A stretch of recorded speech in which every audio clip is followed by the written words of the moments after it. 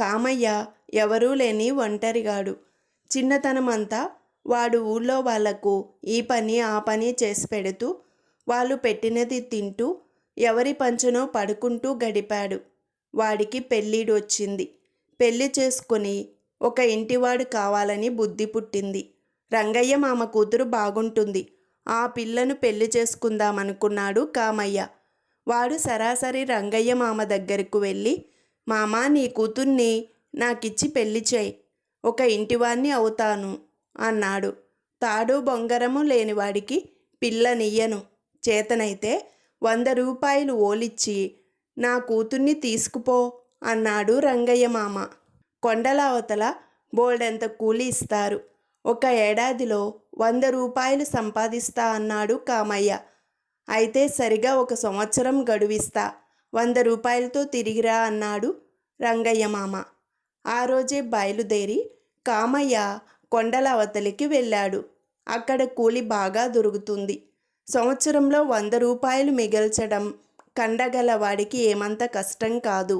కామయ్య ఒక షావుకారు వద్దకు వెళ్ళి, అయ్యా, నేను పొరుగురు నుంచి కూలి చేసుకోవడానికి వచ్చాను, నన్ను మీ దొడ్లో పాకలో ఉండనియ్యండి అని అడిగాడు. షావుకారు సరేనన్నాడు. కామయ్య ఒక్కరోజన్నా విశ్రాంతి తీసుకోకుండా కూలి చేస్తూ తన సంపాదనను వెండి రూపాయలుగా మార్చుకొని వాటిని ఒక ముంతలో వేయసాగాడు.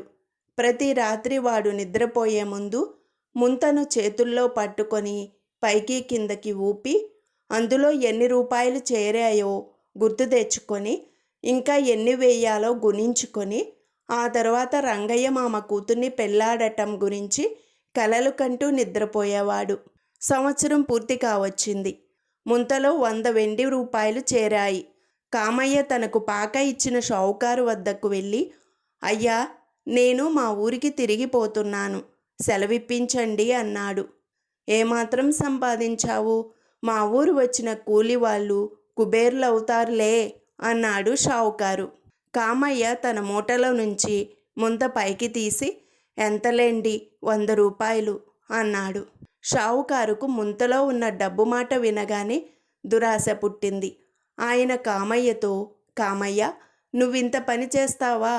ఊరికి కొత్తవాడివని పాకలో ఉండనిస్తే మా ఇంట్లో ముంత కాస్త కాజేస్తావా? రాజుగారి దగ్గర ఫిర్యాదు చేస్తాను పదా అన్నాడు. షావుకారు తెచ్చిన ఫిర్యాదు విని రాజు కామయ్యను, నువ్వు ఈ డబ్బు సంపాదించావా, దొంగిలించావా అని అడిగాడు. మహారాజా, నేను కొండల అవతల నుంచి ఇక్కడికి వచ్చినది సంపాదించడానికే, దొంగతనాలు చేయడానికి కాదు. కష్టపడి కూలి చేసి మిగుల్చుకొని 100 వెండి రూపాయలు ఎంచి ఈ ముంతలో వేసుకున్నాను అన్నాడు కామయ్య. అబద్ధం, నేను మా ఆవిడకు నగలు చేయించాలని సరిగా 100 రూపాయలు ఈ ముంతలో వేసి పెట్టాను. మాటల సందర్భంలో ఈ సంగతి విని వీడు ఈ ముంతను దొంగలించాడు అన్నాడు షావుకారు. రాజు ఎవరి మాట నమ్మాలో నిర్ణయించలేకపోవడం చూసి మంత్రి, ఆ ముంత ఇలా ఇయ్యండి, రేపు సభలో మీ తగాదా తీర్చుదాం అన్నాడు. ఆ రాత్రి ఆయన అలాంటి ముంతలే మరికొన్ని తెప్పించి కొన్నింటిలో 100కు కొంచెం తక్కువగాను, కొన్నింటిలో కొంచెం ఎక్కువగాను వెండి రూపాయలు పోసి ఉంచాడు. తర్వాత ఆయన కామయ్య ముంతను మిగిలిన వాటితో కలిపి పెట్టేశాడు. మర్నాడు సభలో మంత్రి ముంతలన్నింటినీ ఒక బల్ల మీద ఉంచి, షావుకారు గారు, వీటిలో మీ ముంతను గుర్తించగలరా అని అడిగాడు. అన్నీ ఒక విధంగానే ఉన్నాయి, ఎలా గుర్తించటం అన్నాడు షావుకారు. మంత్రి కామయ్యను కూడా అలాగే అడిగాడు. కామయ్య ముందుకు వచ్చి ఒక్కొక్క ముంతనే తీసుకొని చేతుల్లో పట్టుకొని పైకి కిందకి ఊపి, మహారాజా, ఇదే నా ముంత, ఇందులో సరిగా 100 వెండి రూపాయలున్నాయి, మిగిలిన వాటిల్లో 100కు ఎక్కువ తక్కువ ఉన్నాయి అన్నాడు. ముంతలోని రూపాయలు తీసి ఎంచితే సరిగా 100 ఉన్నాయి. కామయ్య నిర్దోషని తేలిపోయింది. శ్రమ బరువు శ్రమ చేసుకునేవాడికే తెలుస్తుంది, కూర్చొని సంపాదించేవాడికి తెలియదు.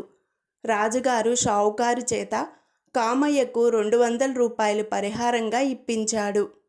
కామయ్య ఆ డబ్బంతా తీసుకుని పోయి రంగయ్య మామ కూతుర్ని పెళ్లాడి సుఖంగా ఉన్నాడు.